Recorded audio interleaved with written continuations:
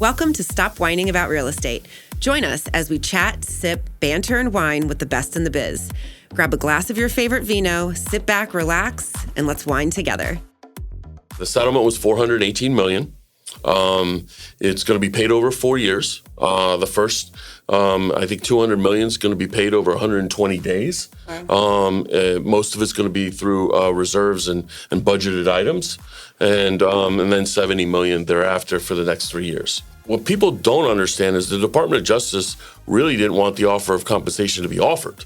However, NAR did fight for it, and we fought for the offer of compensation, just not displayed through the MOS. The Breakfast with the Broker, we've been doing this almost 7 years. Up until recently, we were doing it every Tuesday. It was crazy. It was a lot of guests, a lot of content. I think we're on episode 223. Congratulations. So thank you. And it's been a lot of fun. It's also really important, I would encourage agents to have a really, really solid, trusted group of advisors. And this may seem like a shameless plug for you and your team at Signature Choice Mortgage. Keep going. But the reality is, while I might be the quarterback of my real estate transaction, I need solid receivers, I need an excellent line, I need some killer running backs. And if I don't have that, I might have the best passing arm and the greatest accuracy in the league, but no one's going to see that I'm the Tom Brady of real estate. The biggest challenge is using and leveraging AI without the other person knowing that it's AI. If they know it's AI, you've already lost that relationship, and they don't think that you believe they're worth your time. And that's a problem. And AI has gone through so much evolution and development that many people don't know that it's AI. For about the last 8 years, they've been leveraging AI voice technology to conduct conversations with the people that pay advertising dollars to advertise with this portal. And they would have check-ins with their quote-unquote account representative, not knowing that John is an AI. And he's taking that, dictating everything onto a record, digesting it, and responding back conversationally that you don't even know that it's an AI. It's been going on for years. Amazing. Yeah. He goes away to these trips, and they're wonderful because he learns so much and he gets so much, and he's an avid note taker, and he comes back with a really full yellow legal pad. And then Jared and I, our COO, Get to kind of suffer know. with the ideas. Get ready. There's going to be a whirlwind of ideas. New ideas, new systems, new processes, new things, new directions. And it's this load of information that he's like, all right, now take this and go do it. And you're like, Emmanuel's the visionary. all right, He let's is. shift. He puts the and capital go. V in visionary. Yes. Yeah. You know what it is? It's I listen to somebody talk, and I'll listen to a podcast. I'll listen to something. It doesn't matter, in person, And then a it book. goes like this. And then I'm like, ooh, we should apply that in our Of course. business. I guess I just appreciate the system and process of so many things.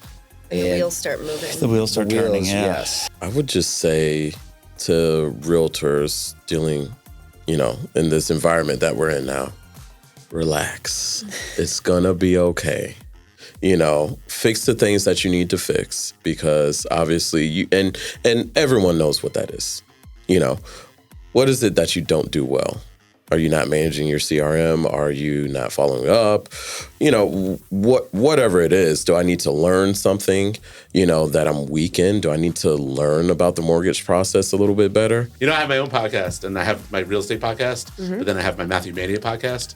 So if you want to hear how I got into wrestling, you need to listen to the first 2 episodes of the Matthew Mania podcast. Like you, watched when I was a kid, right? Outgrew it, didn't watch for 30 years. And then when my kids were little, my kids were about 7 years old, and my wife was away, and we ordered WrestleMania on pay-per-view. I love that you waited for the wife to be away. It's not that I waited. But she was just gone. It just happened to be that. And all of her friends were like, oh my God, what are you going to do? I'm like, I'm just going to do the same thing I do every day. Right. But you have to, they're my kids. It's what I do. But you're going to have dinner. I'm like, look at me. I can eat. I don't miss it. My wife's not home. I got it. We're going to order pizza. Yeah. It's not going to, there'll be stacks of pizza boxes. So rate goes out the window. If you can make the payment, you could afford the payment, it's a comfortable payment, buy the house. Buy it. Buy it. That's my opinion. It's so obvious to me. And we look at history. And why do we look at history? Because history tends to repeat itself. When rates come down, the largest demand on housing is due to interest rates. Of course. So when interest rates drop, 2021. what do you think is going to happen to demand? It's going to explode. It's going to be nuts. So where's the media saying, listen, folks, I mean, we don't know when rates are going to come down, but we do know they're going to come down. Mm-hmm. And when they come down, demand's going to go up. And housing prices are going to go up. So buy a home. It was a little bit more of a game to me where I was like, okay, I have no sphere of influence. I've never had a job before real estate aside from maybe babysitting and aside from the non-income producing but big positions that I had already filled at the time. And Ben teaches you everything that you need to know to be successful. So I started following it almost as a test to see how serious this guy was, because he was so confident in everything he spoke about. And I quickly learned. I had my first listing maybe 2 weeks into the business, first closing a month in. And he taught me very quickly that when you follow people who do it right and you listen, that the potential is really limitless. Well, I will say before we get started that the biggest compliment that I've had since I've been here was when we were at one of the Christmas parties that a realtor came up to me and he said, are you guys all really close? Because it comes off like you guys are really good friends and actually genuinely care about each other. I was like, well, it's very observant because it's true. We spend a lot of time here in the office together. We spend a lot of time out of the office together. Everything that you're seeing is 100% authentic. And it's a lot of fun. I think one of the things that I've really enjoyed with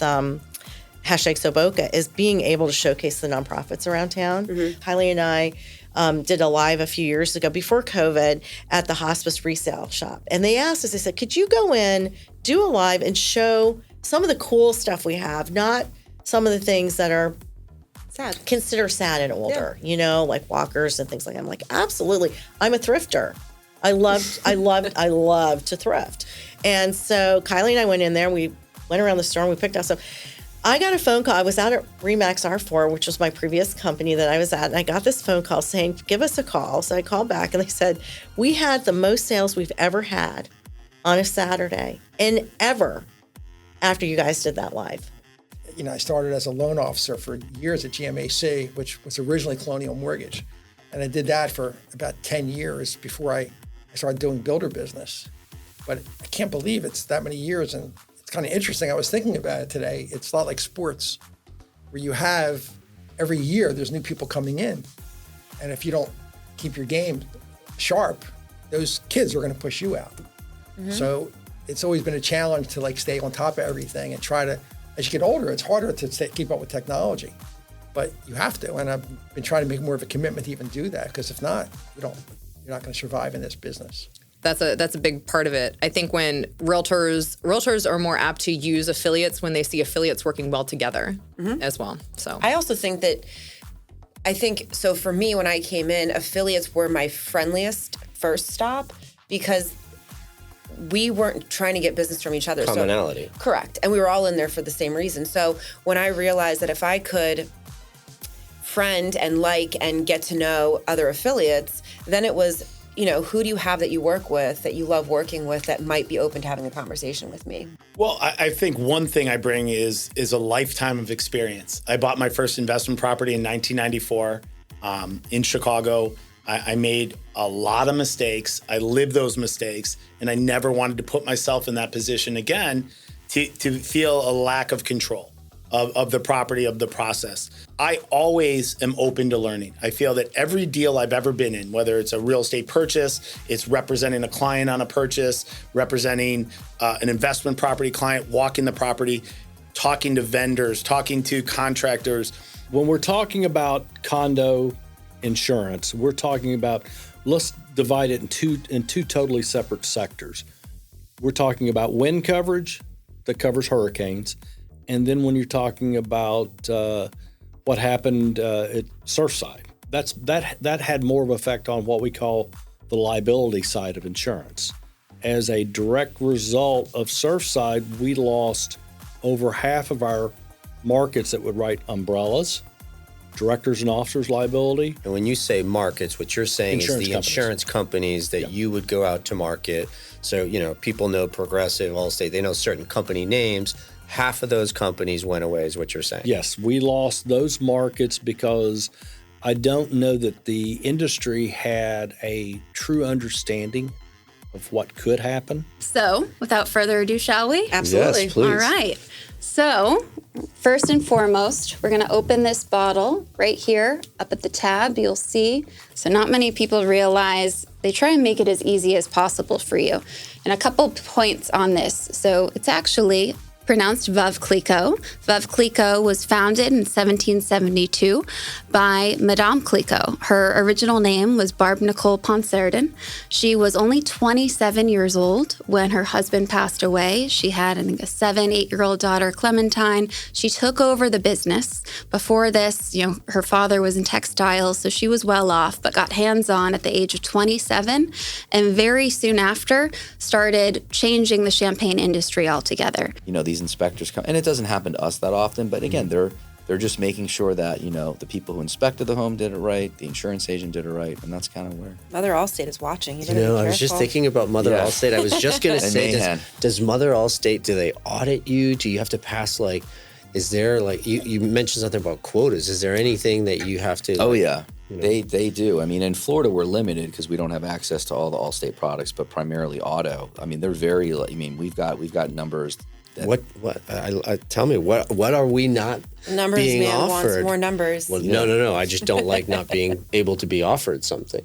Oh, he wants to know what he's missing out on. I want it even more. And he wants to know which state he can find it in, so he can go buy property in that state and then have all of the offerings. When I first started off, I was very strategic. I went to my manager, who at the time was Susie, and at Compass, we have the very fortune of tracking where most of the referrals come from. And I realized actually the most referrals from Compass is Florida to Florida. So I said, the first thing I'm going to do myself is, where the most referrals coming in are within state. So I made it a point to go to every single major office in South Florida. And then I eventually went to Central, West, and then North Florida. But I was very strategic about it. I would call the manager. I would be up front and say, I'm coming. When is a good time to come? Because if you came to our office today, I was maybe one of 3 agents that were in the office today. Yeah. But if you kind of plan around when there's a big meeting, then there's a higher probability of retention of what's going on there. First few times I did the roadshow, they were just kind of bombs because you just show up and you just think things are going to happen. But I realized when you're going when there's a meeting, or if you can do things to enhance it, even better. Because every time I go now, I call the managers. I'm like, well, what if I supply food, or if I can, maybe I throw a happy hour before or after, do you think you get more retention? And the managers would be like, of course, if you're going to get food in the happy hour, there'll definitely be more. So, that's your key through the door. The single greatest impact I had when I had clients in my mortgage business was I called every single client on their birthday. Seems like the simplest thing in the world, but I physically called them, and I had well over 1,000 clients at that point.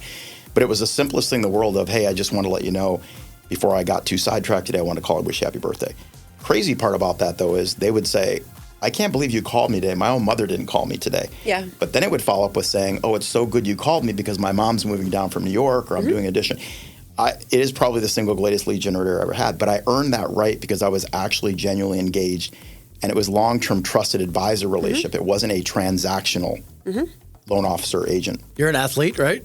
Used to be. Right. Did you stop in the middle of a game and I'm just going to take a mental? No, you just go, you do it. Yeah, fair enough. Good. And then when you're done, do it.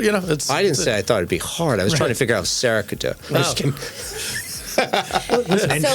say this. He's great as solo, right? If you listen to the podcast, he's great at leading the conversation.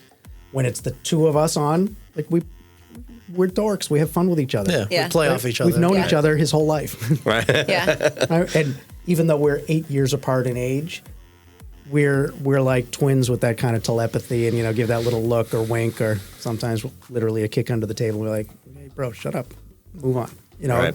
For me, I've had trauma in my life as well, and that's why I feel like I've always strived to do better and not give up, because I want to prove to everyone that I wasn't going to do what they all thought I was going to do with that trauma. So I'm always like, oh, I've done this, because they expected the opposite. And it's always interesting to me. I always try to learn from more successful people than myself, because it's I don't have parents that are living. I always want to learn from people that have been successful, that I could say, you know what, if this were my mom or dad, what advice would they give me in this situation? Right. So I want the best advice I possibly can from the best of the best. everyone is in here, and so we're in the office, and my dad, Kirk, is visiting from Maine, and everyone is saying, "Oh, you guys look so much alike," and it's unbelievable. But for clarification, we don't have any biology together. My biological father, passed away when I was young, and Kirk raised me from 8 years old on. So, thank you for being 9 years old. Yeah. There you go. Well, It's kind of magical how much you guys look alike. I think the first time I ever saw you was in a picture that you posted on social media, and you guys were even sitting the same, and your body language was the same. And I was like, oh my goodness. And I knew that he wasn't your biological dad, but I was like, oh wow, talk about somebody that you grow up with and you kind of just learn their mannerisms and the way that they are, and you kind of mimic it, and it is a match. They never really pay attention to what their realtor is doing, and I post a lot of types of things on my Facebook page about know who you're dealing with. Ask questions. With the internet these days, how people come into these transactions knowing absolutely nothing of what to expect, you should be asking your realtors some questions before you hire them. So, but that being said, if they don't totally know me or get my personality, because the truth is, I get customers because they like me. I happen to be confident, but yes, they like me, right, as a person. So, they're signing this ridiculous agreement, and then, you get these shady agents that are going to lock them in. So I don't lock them in. So we've decided at Coastal Living to not lock anybody in with anything. So there's a 0 cancellation fee. Okay. That's what I've been doing. And honestly, they sign it in minutes. I send it over, they sign it right away. And I get a little text back sign. They're happy. They're excited. They want to go home shopping. Right. Yeah, so Monday, for instance, my son had a day off school. Daycare was closed. So I had to stay home, and got to stay home with him and watch him and work from home while my wife was out of town working. So yeah, there's in the mornings, I'm with him until I drop him off at daycare about 9 o'clock. Then I roll into the office between 9 and 10. My day is pretty structured. There's phone calls that have to be made every day. There's follow-ups.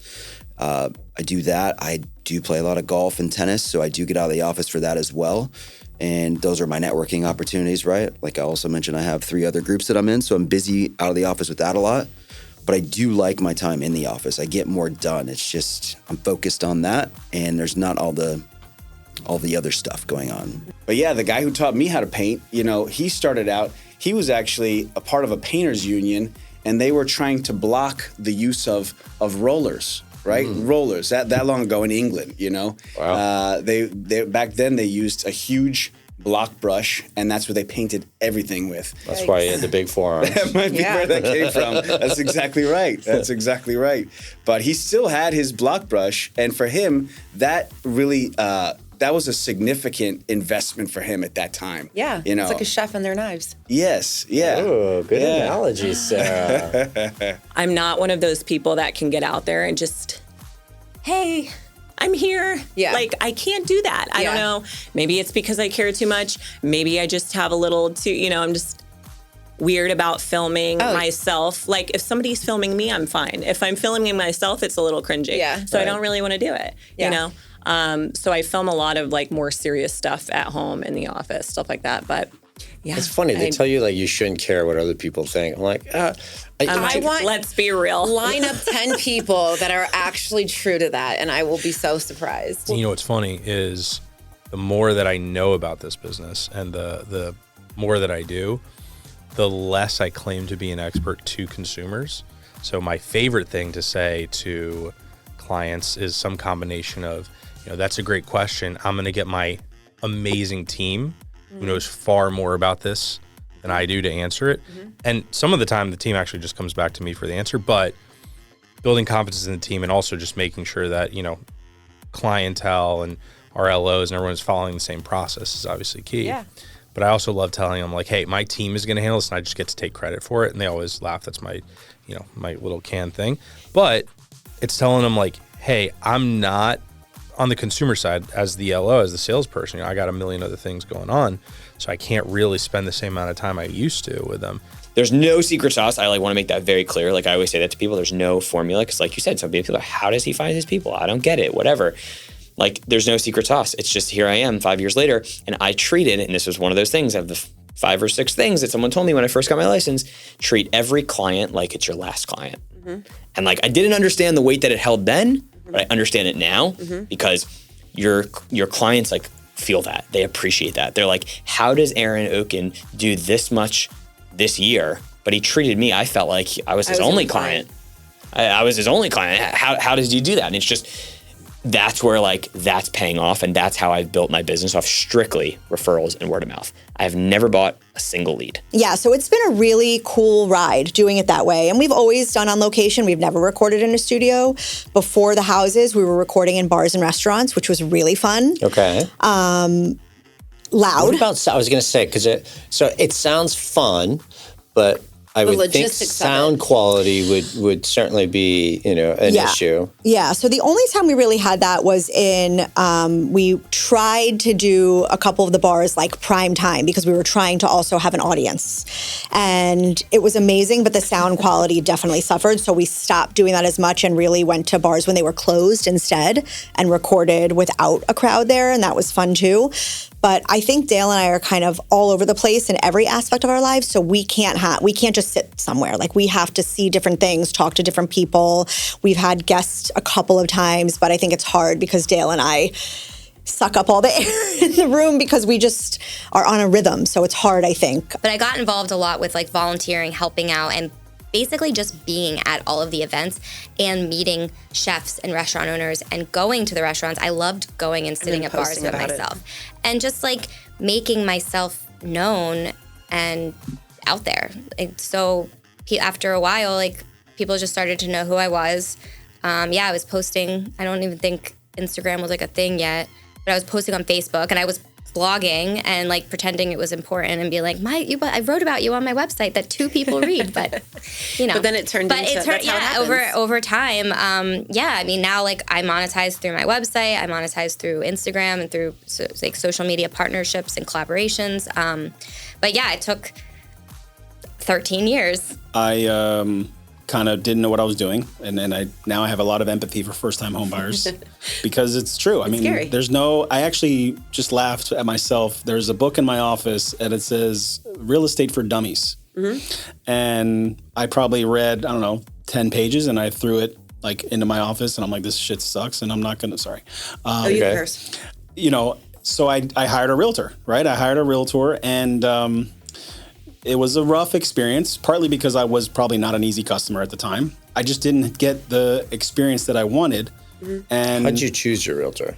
Referral. I think it was like my landlord's realtor. Okay. And, I was like, hey, we're not going to renew. And we had a good relationship. And it was like, like any organic relationship. It was somebody that can help me. Yeah, exactly. And we started looking at property before we were pre-approved, which is a big no-no.